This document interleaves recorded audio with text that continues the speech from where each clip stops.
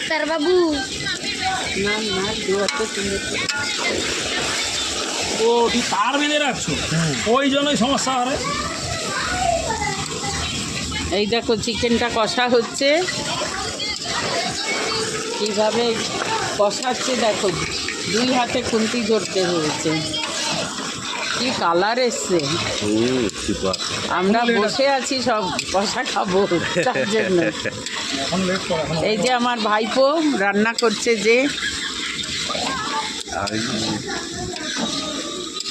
ওটা হচ্ছে ছোট জামাই, মানে ছোট ভাইজি বর।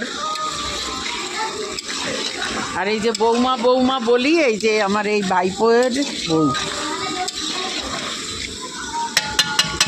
ব্যাস, ওটা সাইড কতটা হলো।